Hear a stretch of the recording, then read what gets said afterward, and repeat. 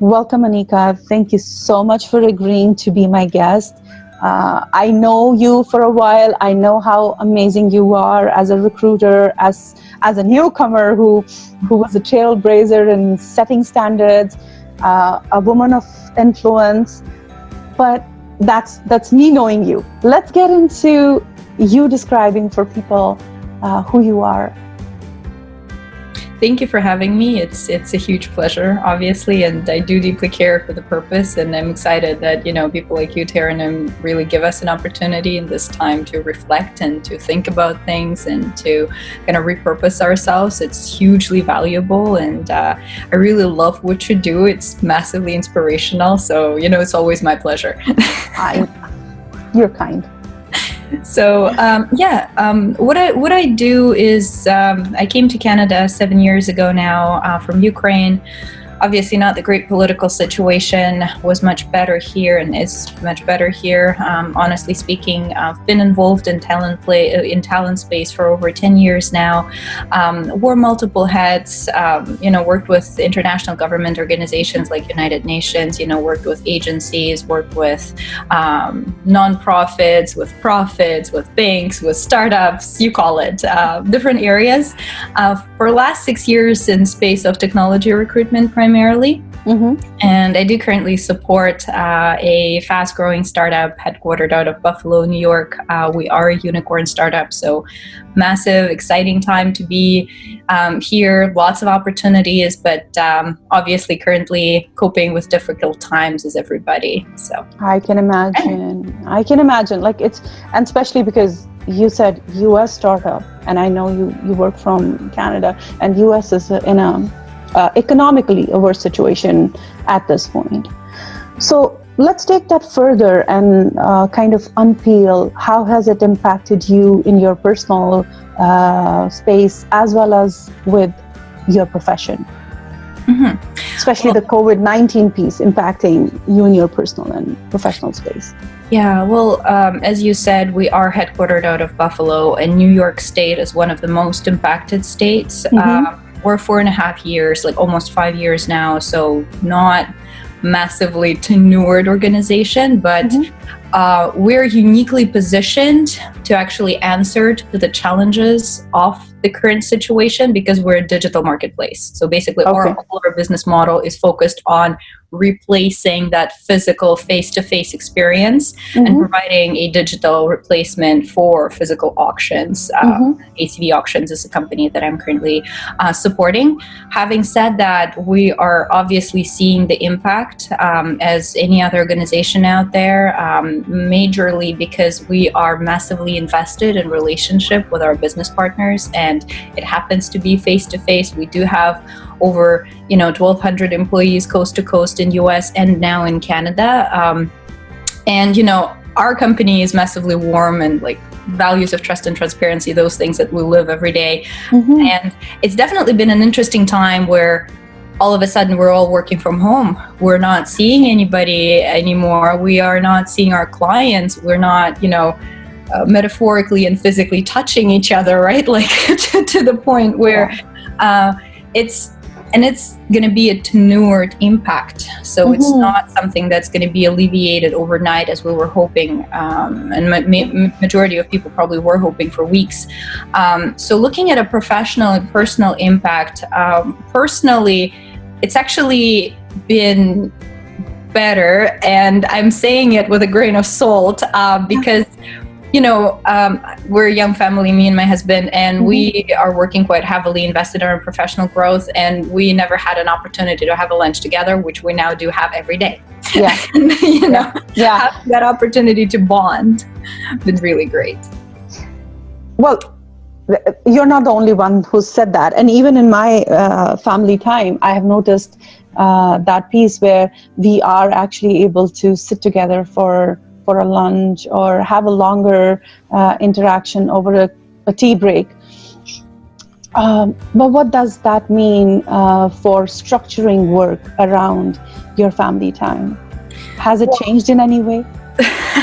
Well, yeah, it's actually yes, because we all know people who are professionally driven, we tend to work from home more than we work in the office, just because we said we lose the boundaries of commute. Yeah. Usually, you know, those for us who are GO train commuters or other type of commuters, we have kind of our schedule when we get on, we get off. At home, it's really easy to kind of abuse that personal time and say, hey, you know, I don't need to commute now. Let me sit at my laptop and, you know, work away till, you know, the dawn.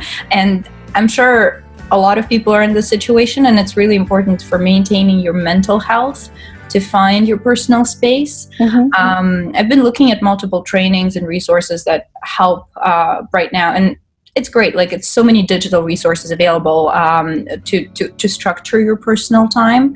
But I also, and I've been successful doing it for the last probably 2 weeks. I'm like, okay, this is the time where I shut down my laptop. But first 3 weeks, I was like, oh my God, this is the best thing in the world. I have so much time right now, till I figured that I'm losing my sleep because I'm obsessing over things that there is no click off time that we usually have on the streetcar, we usually have on the GO train or whatnot. And I found that finding that special family time, personal time, has been actually great in terms of increasing quality of communication with your family. Though you might not, like, my parents live a bit away, so I haven't seen them for a while, but it's very different conversations we're now having, because first, you kind of want to dig deeper and understand what's going on. And second, you know, this is a designated time for you to spend time, and you worry, but at the same time, you kind of have a different quality to your conversations. I completely agree with you on both fronts, because the first week for me was hard, and I started getting antsy, and I was stretching it. You know, I've saved my time, the commute, let me just do this one extra thing. But then I caught myself in the second week doing it, and I was like, no, this is not right. I need to structure myself. And though my parents are here, but I do have family across the globe. And I have had those quality conversations with family, either WhatsApp call or Zoom calls, to actually get to know what's going on with them, because this situation is impacting everybody across the globe. It's no longer just, you know, pockets, it's everywhere. So completely with you on that page. So what is it that you say to people wearing your recruitment hat, wearing your hat in you know, IT that you do? What is it that you suggest for people who are either transitioning or were looking to transition? What is your tips for them at this point?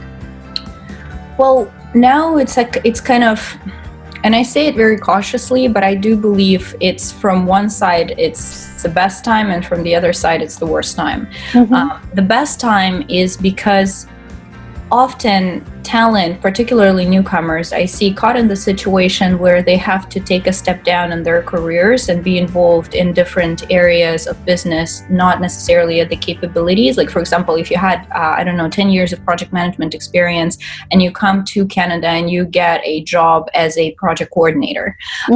And it's usually quite hard in a typical situation for you to kind of gain that velocity and get up, which we're really good at, right? Like, with our resiliency and consistency and fantastic backgrounds, we're really good at. But I mean, now is the time where, think about it, like, all big, small, large companies, we're pausing on recruitment. What that means, it means that there is no new kind of blood entering the organization.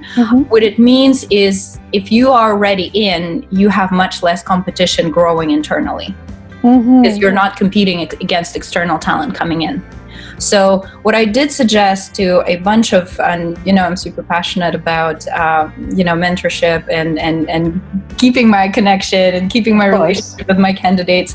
And what I did suggest to a number of my mentees, I said, hey, open up your career page and look at all the open opportunities, and think about that none of those are going to, mostly none of those are going to be getting filled right now. So think about how you approach your personal, like what you have in your bucket of skills, what you have in your passion roster. Come in and say, hey, you know, I know you guys are looking for this. I'm not doing this job right now, but let me show you what I actually can bring. And now the hiring managers are going to be so much more receptive into using what they have. Like I keep hearing across all, information streams for talent is optimize what we have, optimize what we have. And that's all about taking the best and looking at the best of talent you have. And I am a living example, right? Like I have been thinking for years about transitioning into the space of like product ownership, just because I love that approach. And I think it's very interesting, and not necessarily in IT area, maybe in talent area as well. And I didn't really have an opportunity, because you have a daily job and you're like, oh my God, I need to do all this. And on the side, I was collecting those additional skills. And now when the time came, I suggested my services, and the team goes, yes, fantastic, because now you really have an opportunity to step in and help us. And I understand it's easy to say when you have a job, and it's easy to say when you have an opportunity to do all these things. And I do feel for people who are in the challenging situation that their jobs might have been impacted and potentially will be impacted, and we all are in the same boat. I don't feel like anybody is safe and secure right now. But at the same time, I have seen so many influential streams come up right now that people are adopting all these new skills. And, I was reading this other article the other day, and they said, during the time of depression, the more millionaires and billionaires were created than during any other time. Well, it's so interesting that you made that point. And it's a huge opportunity for people to reflect on what is it that they are good at. And while they have a job, and they know that there are more skills that they can bring to an employer, they highlight those to their employers, so that the employer knows that though they are not able to bring in new people, they can tap into the skills that this talent pool already has and utilize those, which you've done so amazingly.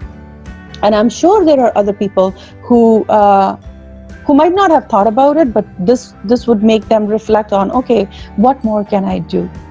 And, transition into something which the company needs. Also, the fact that you're talking about collecting the skills on the go.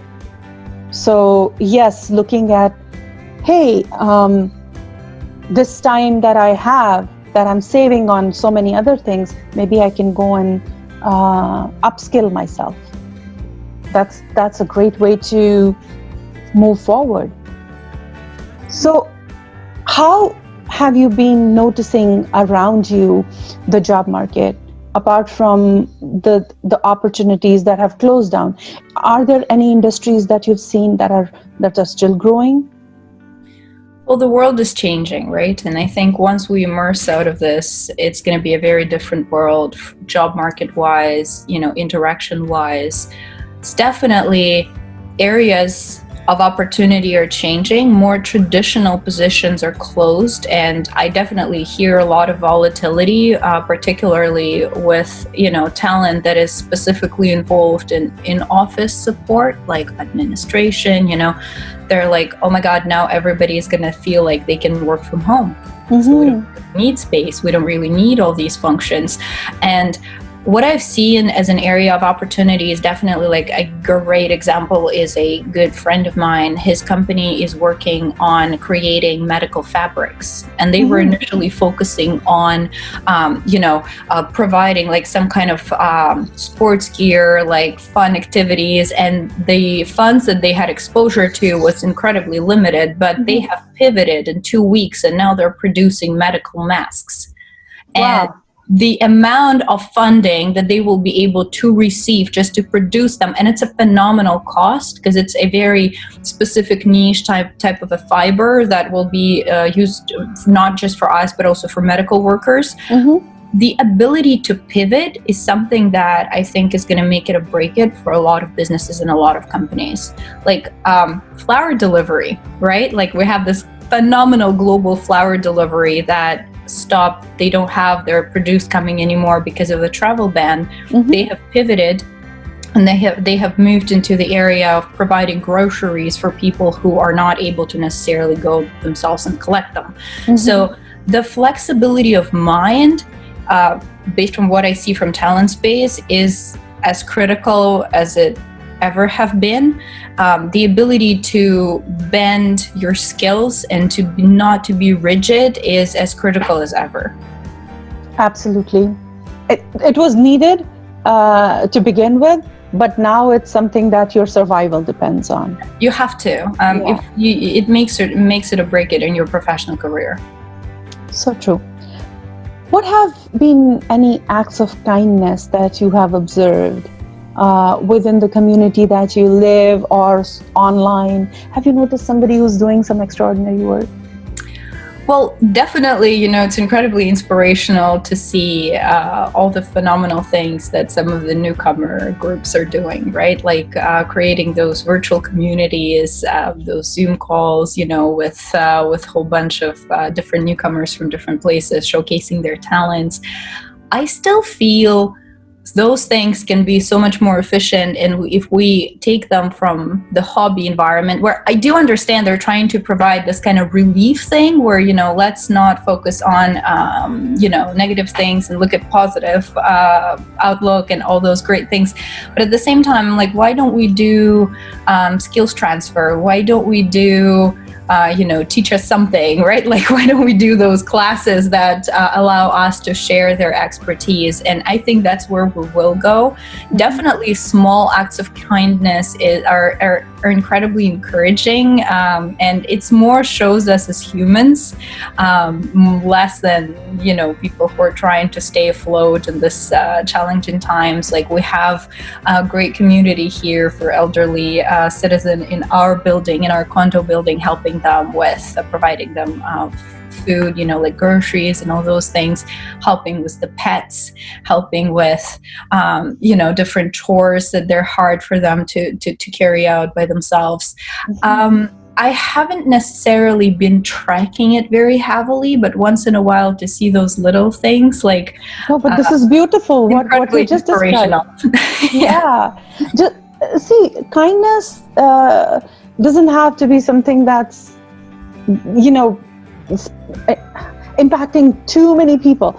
Just one smile, just the gesture of care that you just said, looking after seniors who can't take care of themselves, and bringing them groceries or helping somebody with walking the dog.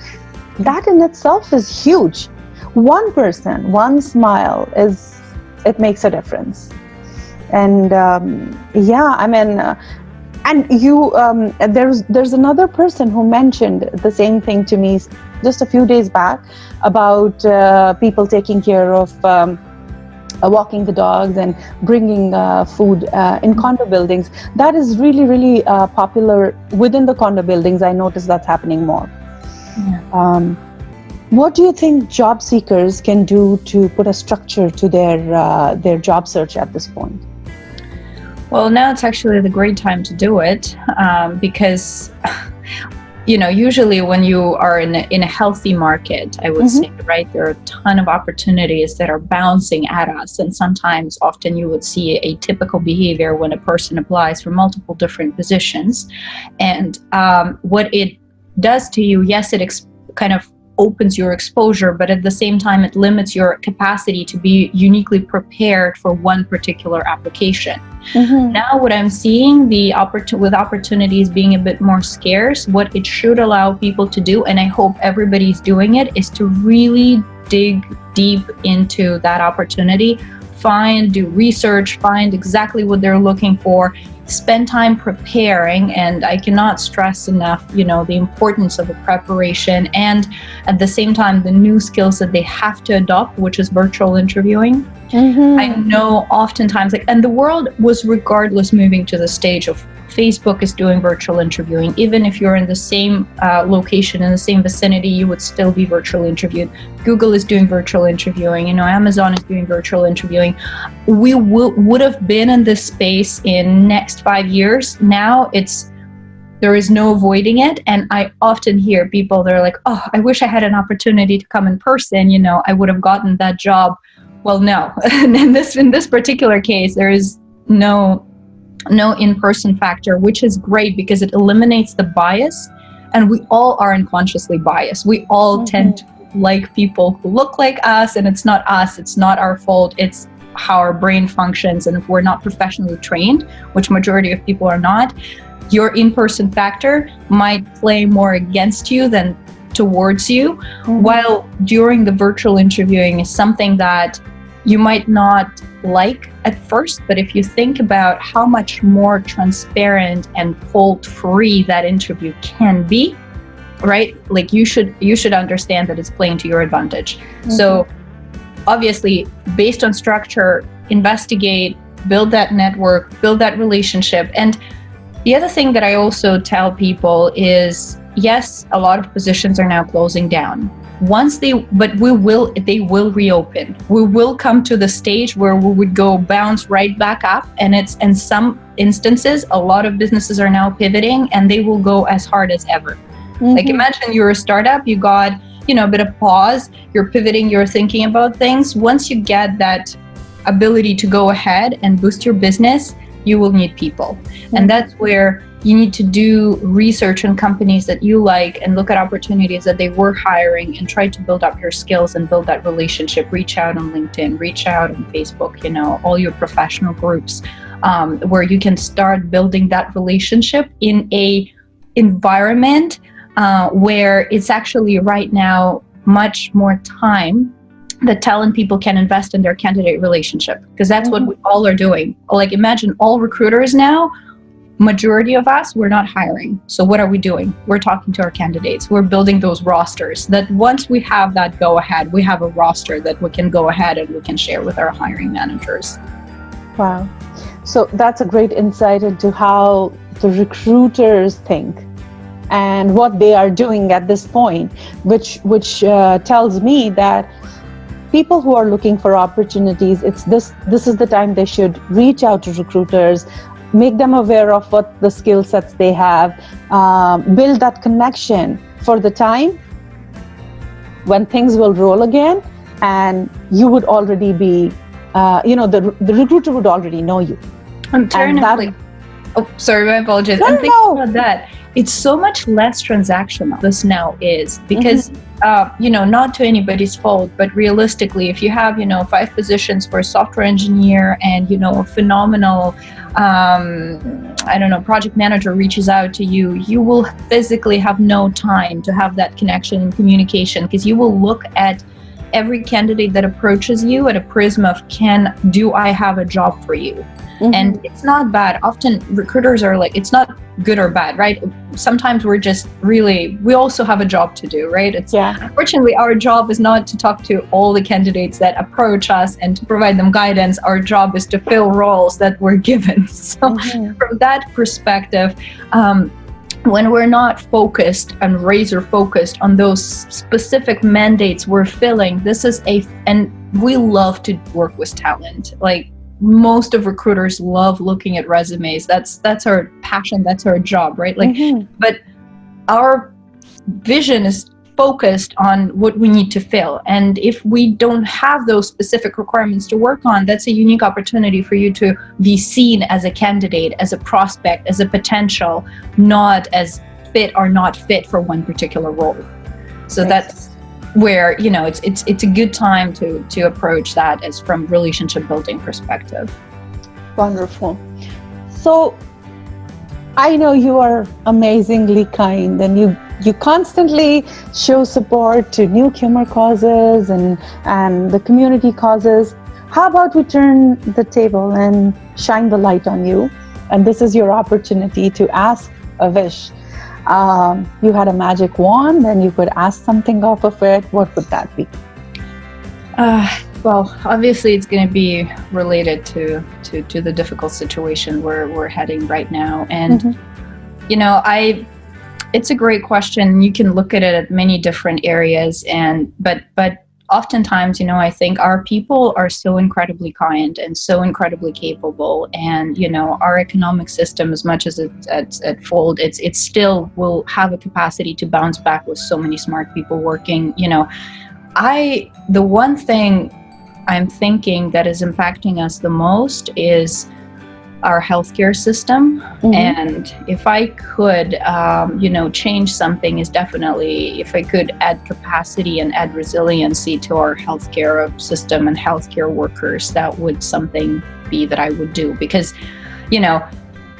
waving a wand saying COVID-19 go away, right? That's the easiest thing to do, but it's, realistically highly unlikely that it's going to happen. But if I had an opportunity to add to the medical system, because look at the countries with most resilient medical systems. They have much less victims. They have much less, impact. They're getting out of it. They're recovering. So might be not the most popular thought and popular approach, for everybody to find a suitcase with $1 million and be happy, right? But that's pragmatically and realistically what I feel would get us all out of this is resiliency of our phenomenal medical workers and consistency of our medical system. Well, that's a very noble thought. I must say, I agree. The front line, especially the medical staff at this time, is what is keeping us going and saving lives and making sure that we are okay. And that's true in all situations. There are just so many times that we depend on them day in and day out. So yeah, that's a very powerful wish, I would say. And I hope and pray that happens.